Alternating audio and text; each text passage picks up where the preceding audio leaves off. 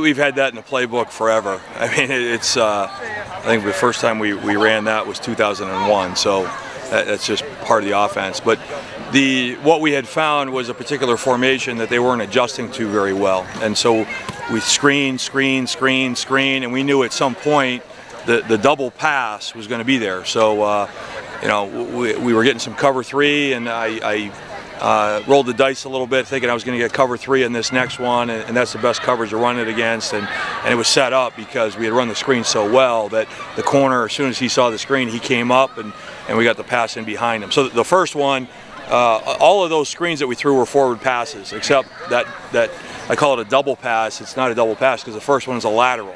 And I told the officials about it in pregame that we might run it so that they wouldn't call us for an illegal forward pass.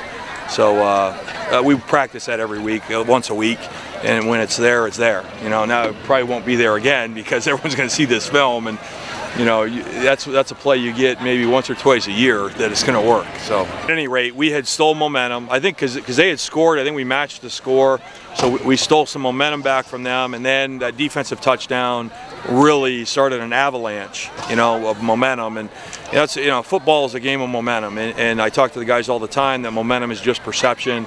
If you think you have it, you have it. If you think you don't, then you don't. And when you sense that you're losing momentum, somebody's got to make a big play to steal it back. And we kind of did that tonight, at a bunch of different opportunities, and that was one where that was a huge momentum swing that, it's hard to overcome that, from an opponent standpoint. So that was big. Certainly was big.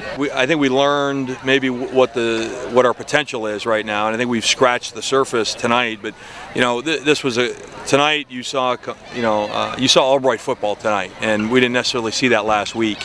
And all 3 phases of the game, I mean, it wasn't perfect. We made mistakes. We gave up some big plays on defense, and we sputtered on some drives on offense, and that big long return that they had at the end doesn't make me happy about special teams.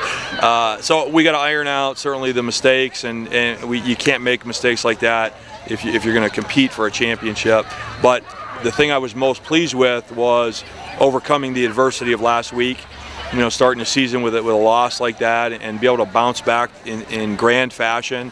Certainly offensively, I was very pleased with our progress, particularly with the offensive line. We just dominated the line of scrimmage, and the way to be able to run the ball the way that we did there in the fourth quarter is a testament to those guys and our running backs as well.